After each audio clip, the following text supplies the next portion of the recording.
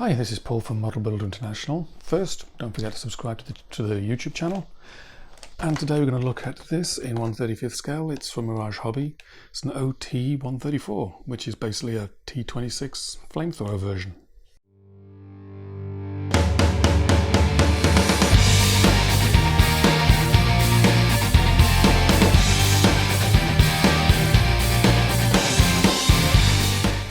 Okay, so let's see what we get in the box. So we'll start with a picture on the front. You can see this is the flamethrower version, which was mounted in the hull. Looking on the end of the box, there's nothing there. And on the back of the box, probably a couple of decal options. An original Russian one, maybe that's a captured German one, hard to tell. So it's an end opening box. Probably not one you want to stick at the bottom of the pile by the looks of it. 1/35th scale. So let's open it up and see what's inside.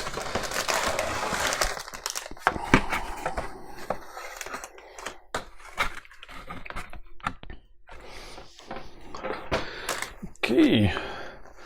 Decals, separately back stapled to the front of the instructions. One sheet of black and white paper. What's that? 11, 12, 13 steps. It's pretty straightforward. Doesn't seem to be. The decals is on the back here. I'm just looking for paints. Maybe I'll find those later.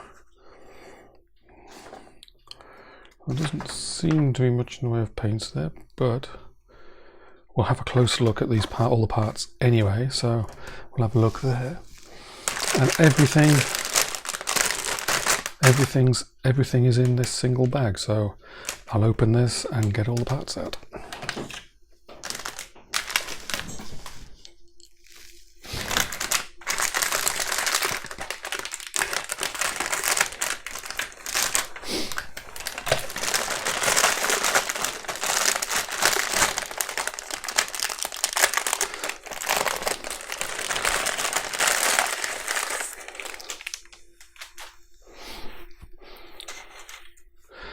Okay, so here we are. The tracks. Well, this one's actually off, but they're sort of obviously the rubber band type.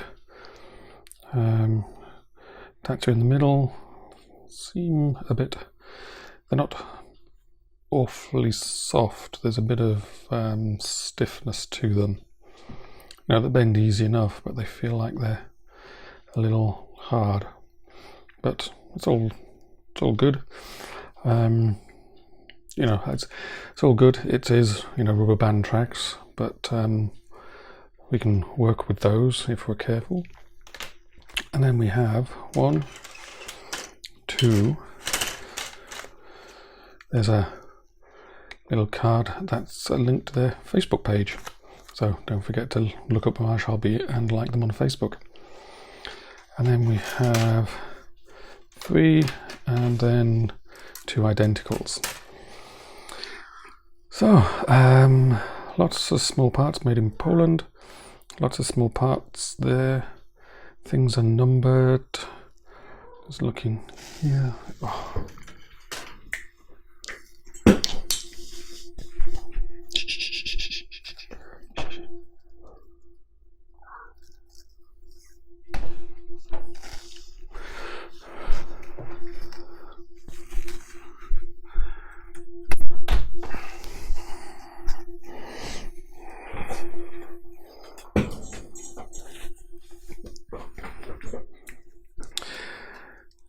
So having a look here, lots of small parts, attachment points. There's a bit of flashing here. Attachment points.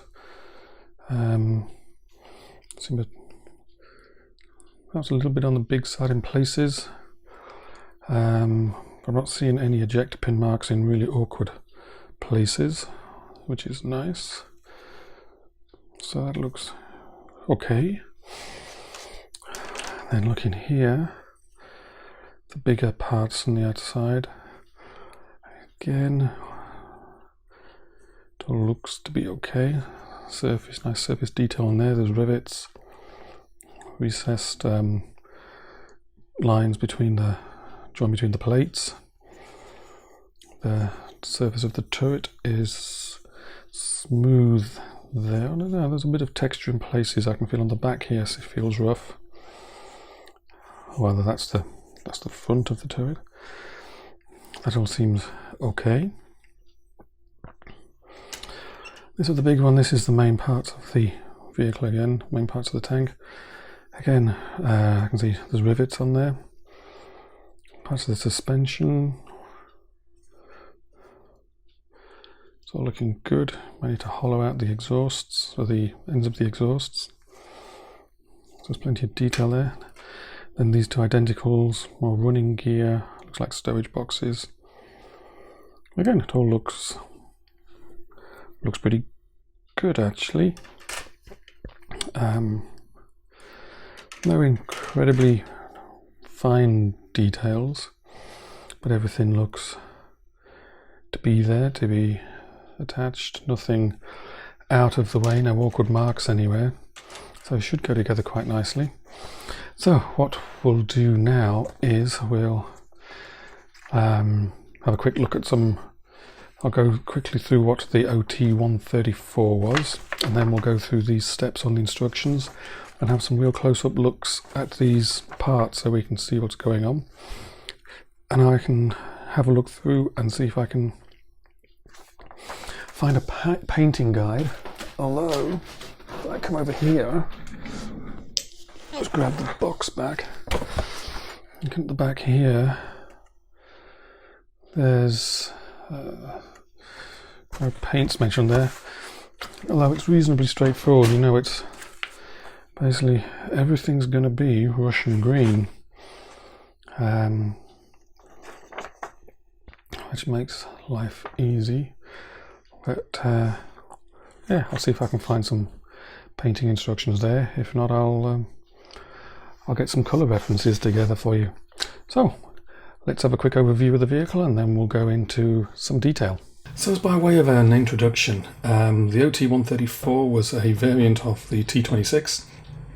There were thousands of T-26s made, but nobody knows how many OT-134s were built. Not many, I suspect. The OT-134 was the fourth flamethrower version based on a T-26 hull, but it was the most effective of them all. It was the only one that retained the main turret. All the others put the flamethrower in the turret and lost the main gun.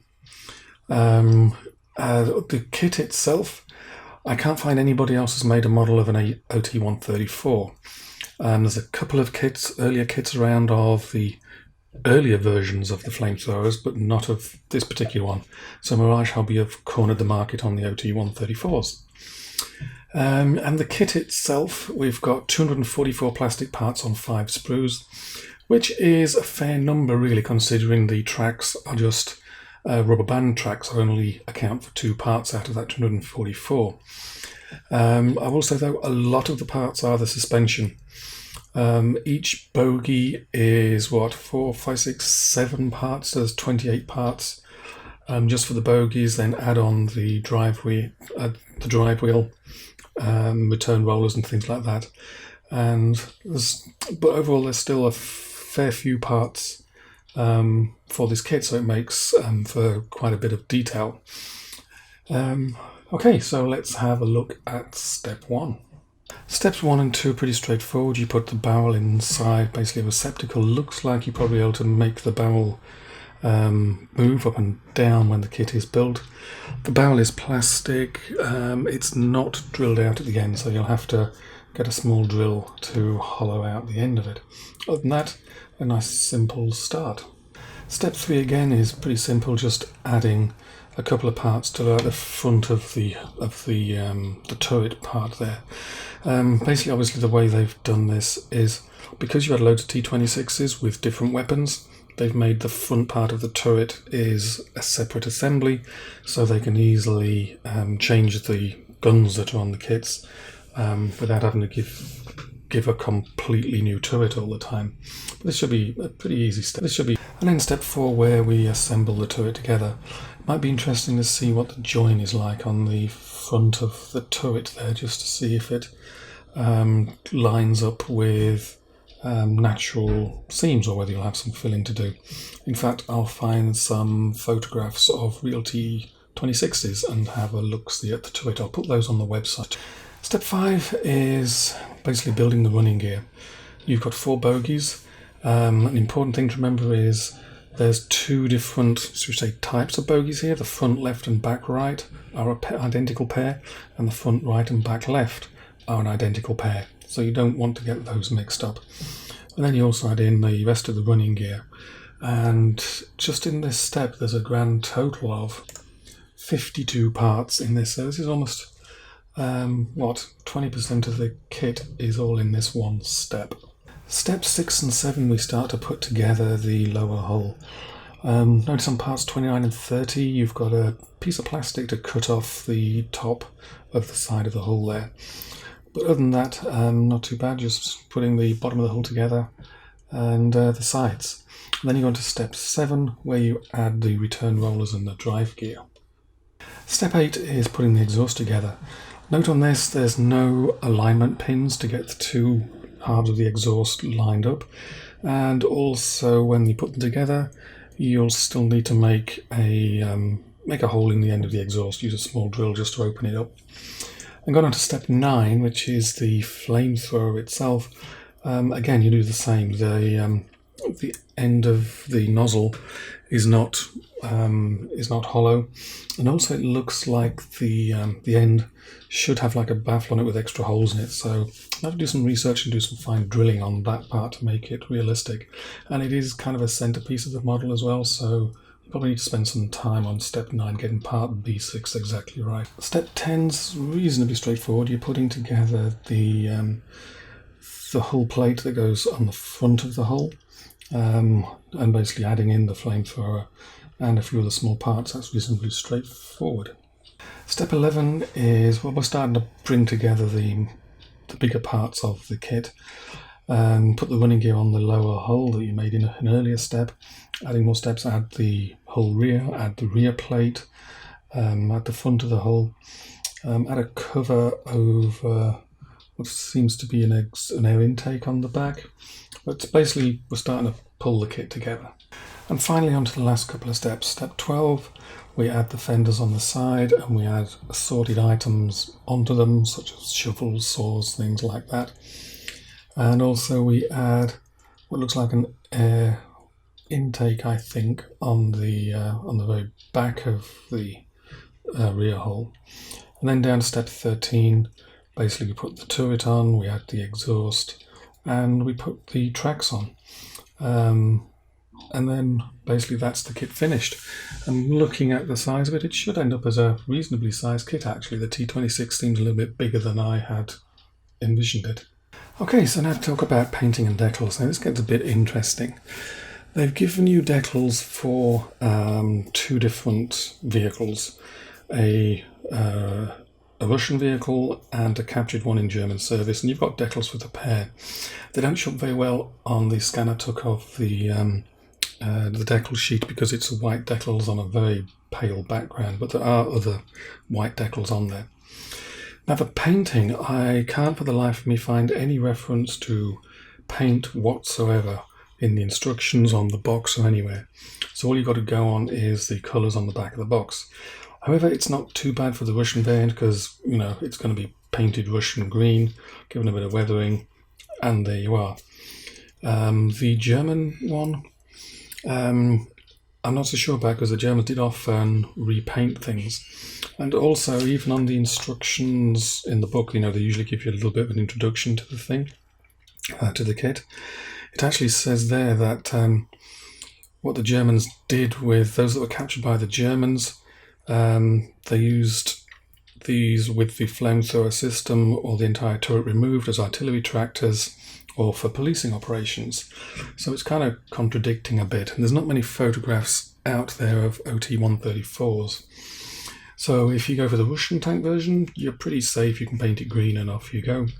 Going for the German one, you might not be historically accurate, but, you know, what the hell? It could be just fun anyway. You can paint it in German green, German grey, and add a winter whitewash and have some fun with it. So that's the only real sort of downside I can see for the kit, where you might need to do some research. So, an overall conclusion. There's over 200 parts, so there's plenty of parts to give plenty of detail. You can tell the the base kit is 20 years old. The plastic looks quite thick in places, but the level of detail on that plastic is pretty good. You've got some nice raised rivet detail and some recessed panel lines where the plates put together. So you will end up with a pretty decent kit. To make the most of it, you have to do a little bit of extra work yourself in drilling out gun barrels, exhausts. Be interesting to see if all the parts line up properly. The exhausts don't seem to have a pin on it, although in actual fact, if I'm looking at it now, I can see there is one pin on there to line things up. So far, you should end up with a pretty neat kit. Downside is if you paint the brush one, it's easy enough. The painting guide is a bit of a letdown, as it's not existent. You just got to look at the box and paint it according to that. It's easy enough. Paint it Russian green and you're done. So overall, it's a pretty neat kit. It should be fun to build. There's no major issues with it as such. So many thanks to Mirage-Hobby for sending it along for us to have a look at. Don't forget to subscribe to the channel if you want to get notified of more reviews and builds as we do them.